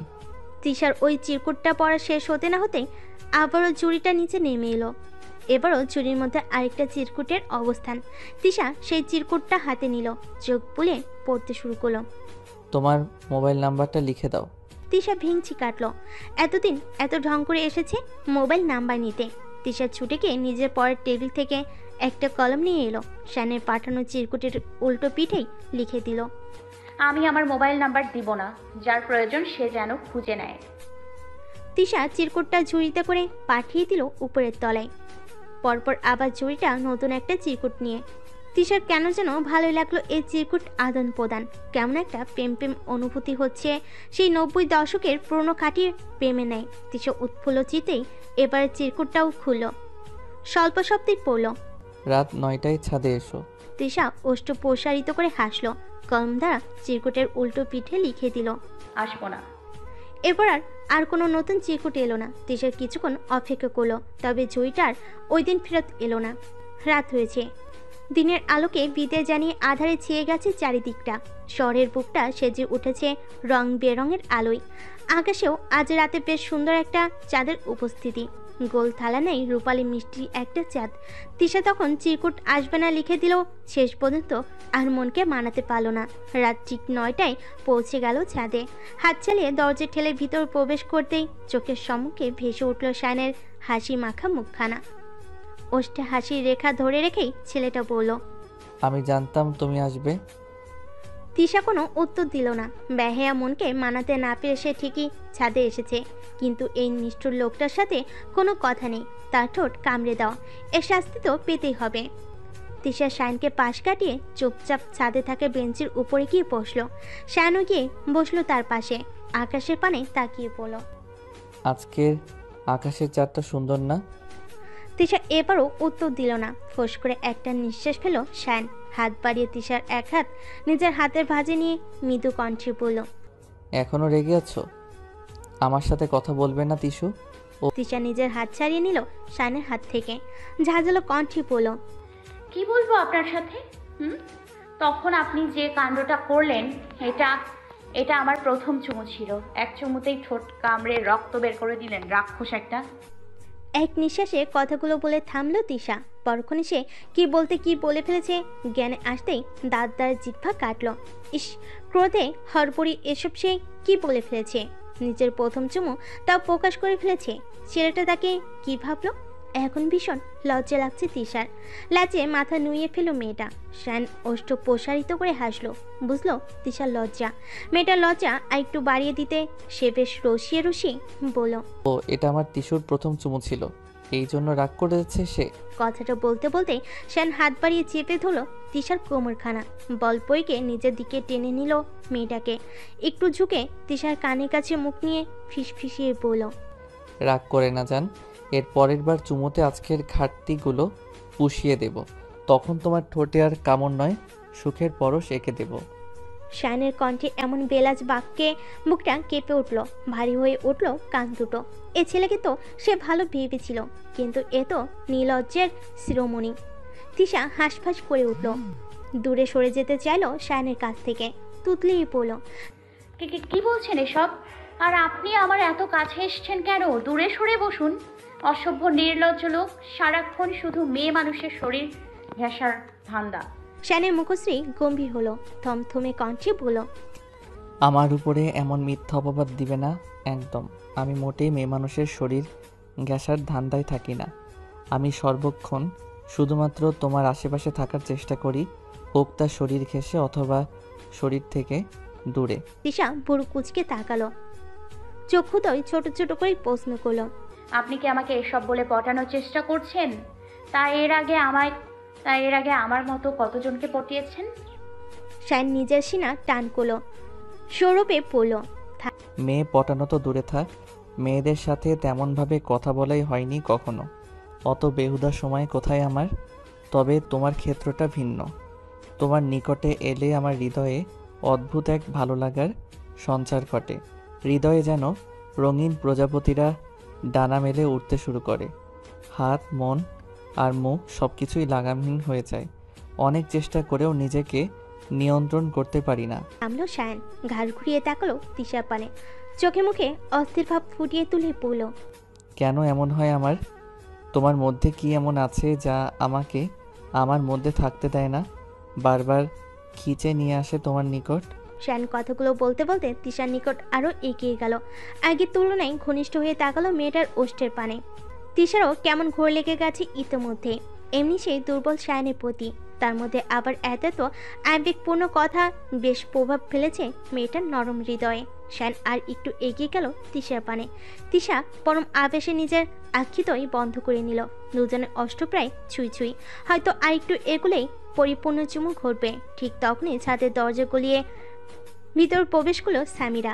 গলা বাড়িয়ে পড়ল, ভাইয়া কোথায় তুই? ছাদে আছিস? আশঙ্কিক সামিরার কণ্ঠস্বর কর্ণে পৌঁছেতেই চমকালো তিশা এবং শায়ন। তিশা ধপ করে নিজের বন্ধ চোখ খুলে ফেলল, দিশারা হয়ে ধাক্কা মারল শায়নকে। বেচারা ভরকে গেল।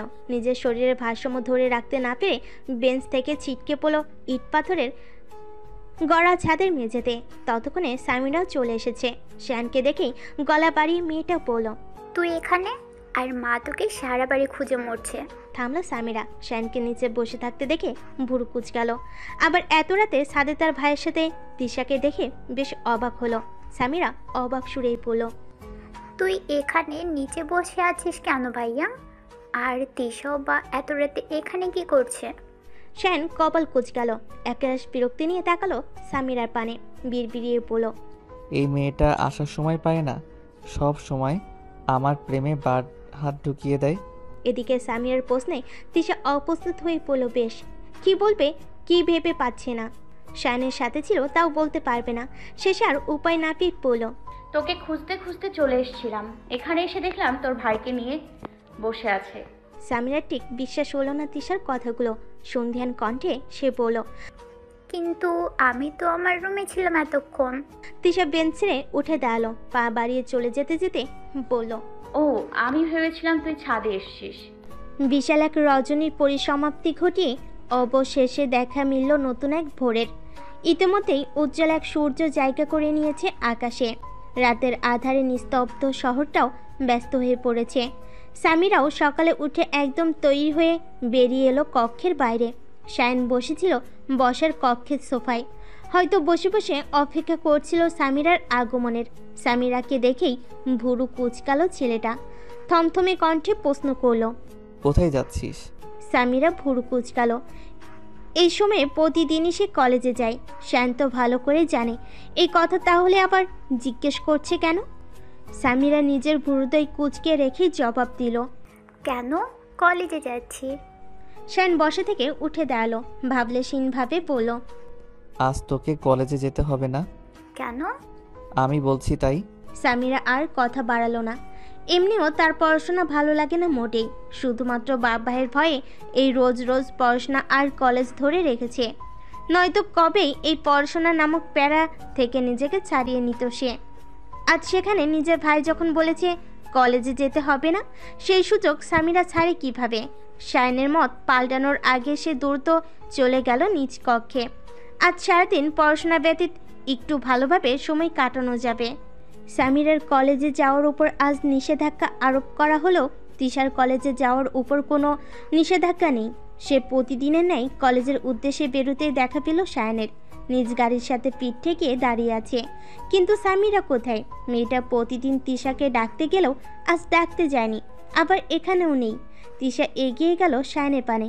স্বাভাবিক কণ্ঠে প্রশ্ন করল, সামিরা কোথায়? তিশার কণ্ঠস্বর পূর্ণ কহরে পৌঁছে দেয়। সোজা হয়ে দাঁড়ালো শায়ান। মেয়েটার পানে ফিরে তাকিয়ে বলল, ও আজ কলেজে যাবে না? তিশা ভুরু কুঁচকালো। কপালে ভাঁজ ফেলে প্রশ্ন করলো, কেন? শায়ান গাড়ির দরজা খুলল। তিশাকে ভিতরে বসতে ইশারা করে বলল, আমি চাই না ও আমাদের দুইজনের মধ্যে কাবাবের হাড্ডির মতো লেগে থাকুক। এমনি আমার প্রেম ওর সহ্য হয় না। সবসময় আমার ভালো ভালো মুহূর্তগুলো ঘেঁটে দিতে তৎপর হয়ে থাকে। তিশার কুচকানো ভুরু জোড়া আরো কুচকে এলো। অবুঝে নাই প্রশ্ন করলো। মানে?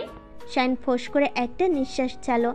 গাড়ির ওপাশে দরজা খুলে ড্রাইভিং সিটে বসতে বসতে বলল, এত মানে বুঝতে হবে না তোমাকে। তাড়াতাড়ি গাড়িতে উঠে বসো। গাড়ির সম্মুখে দরজা খোলা থাকতেও আবার পিছনে দরজা খুলল তিশা। সেখানে বসতে উদ্যত হলেই চোয়াল শক্ত হয়ে এলো শায়ানের। গম্ভীর কণ্ঠে বলল, আমার পাশের সিটে বসো। তিশা আমতা আমতা করলো। এভাবে একাকী শায়ানের পাশে বসতে কেমন একটা অনুভূতি হচ্ছে তার। তাছাড়া ছেলেটাও তো বেশ সুযোগ সন্ধানী। যখনই তিশাকে একা পেয়ে বসে তখনই হামলা করে। আজ আবার কি করে কে জানে। তিশা কিছুটা ইতস্তত করেই বলল, সামনে বসি বা পেছনে কি আসে যায়, এক সিটে বসলেই তো হলো। শায়ান ঘাড় ঘুরিয়ে তাকালো তিশার পানে। দাঁতে দাঁত চেপে পড়ল, তোমাকে আমি আমার পাশের সিটে বসতে বলেছি না? তারপরও এত কথা কিসের? তিশা ঢোক গিলল। শায়ানের ক্রোধ এখনও সে সম্পূর্ণরূপে না দেখলেও যতটুকু দেখেছে তাতেই কলিজা শুকিয়ে আসে। শায়ানের কথার উপরে আর কিছু বলার সাহস পেল না মেয়েটা। চুপচাপ গাড়ির পিছনের দরজাটা বন্ধ করে গিয়ে বসলো শায়ানের পাশের সিটে। সাথে সাথে হাত বাড়িয়ে তিশার ঘাড় চেপে ধরল শায়ান। শক্ত হাতে মেয়েটার মুখটা নিয়ে এলো নিজের মুখের নিকটে। কটমট করে বলল, আমি যাই বলবো তাতেই পারবো না, করবো না, যাবো না, বসবো না। শুধু না না আর না, মানে আমার কথার উপরে একটা না বোধক কথা না বললে তোমার পেটের ভাত হজম হয় না, তাই না? তিশা এলোমেলো দৃষ্টি ফেলো, আমতা আমতা করে বলল। না মানে ওই আর কি। শায়নের দৃষ্টি শীতল হলো। হঠাৎ ছেড়ে দিল তিশাকে।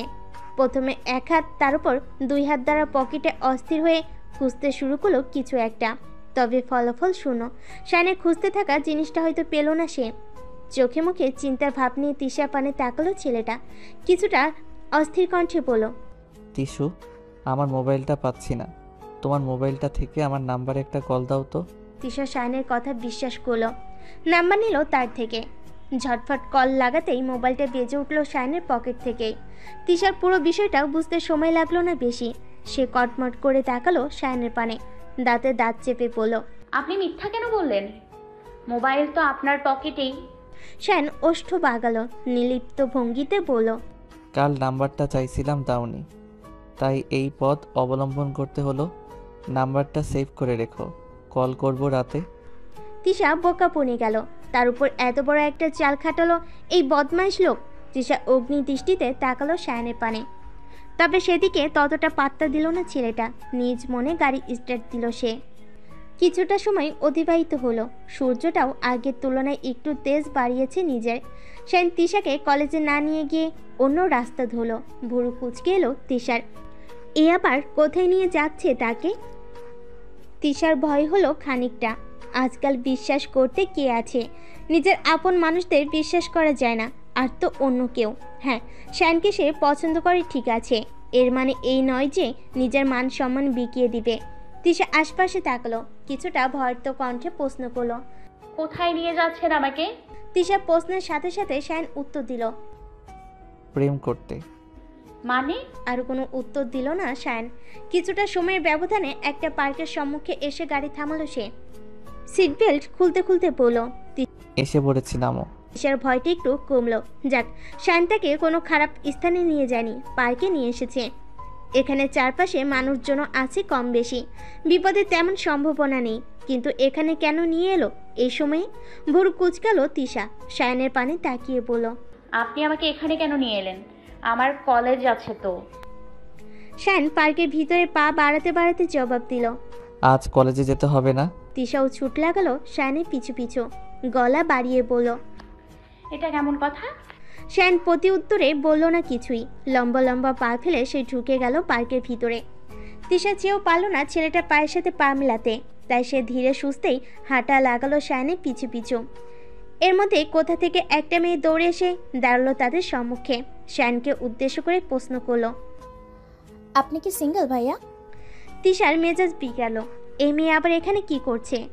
শায়ন সিঙ্গেল কিনা জেনে তার কি লাভ? নিশ্চয়ই প্রেম করতে চাইছে মেয়েটা শায়নের সাথে। হিংসায় জ্বলে পড়ে উঠল তিশার হৃদয়খানা। ইচ্ছে তো করছে মেয়েটার দুই গালে ঠাস ঠাস করে দুটো থাপ্পড় লাগিয়ে দিতে, কিন্তু জনসম্মুখে তা তো আর সম্ভব নয়। দাঁতে দাঁত চাপলো তিশা, পিছন থেকে চেঁচিয়ে উঠে বলল, না, বউ আছে ওনার। মেয়েটা ঘাড় বাঁকিয়ে একবার তাকালো তিশার পানে, অতঃপর শায়নের পানে আবার তাকিয়ে বলল, ওনাকে দেখে তো মনে হয় না উনি বিবাহিত। আপনি মিথ্যে বলছেন নিশ্চয়ই। তিশা দ্রুত পা চালিয়ে এসে দাঁড়ালো মেয়েটার মুখোমুখি, ঝাঁঝালো কণ্ঠে বলল, কেন আমাকে দেখে ওনার বউ বলে মনে হয় না আপনার? একটা ছেলেকে তার বউয়ের সামনেই জিজ্ঞেস করছেন সে সিঙ্গেল কিনা। লজ্জা করে না? অভদ্র অসভ্য মেয়ে। মেয়েটা বোধহয় অপমান বোধ করলো। সে আর কথা বাড়লো না কোনো। তিশার কথার কোনো উত্তর না দিয়েই কেটে পড়ল। তিশা কটমট করে তাকালো মেয়েটার চলে যাওয়ার পানে, কটমট করেই বলল, যত সব ছ্যাঁচড়া মেয়ে মানুষ অন্যের জিনিসের দিকে কুনজর দেয়।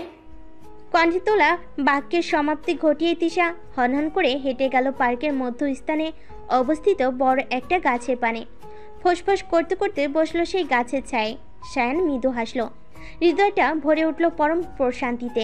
একটু আগে সে তিশার ভিতরে তাকে নিয়ে হিংসাত্মক মনোভাব দেখেছে, তার উপর নিজেকে আবার শায়নের বউ বলে পরিচয় দিয়েছে। বউ, তিশা শায়নের বউ। প্রেয়সীর কণ্ঠে এত মধুময় এক বাক্য শ্রবণের পর আর কি চাওয়া থাকতে পারে তার?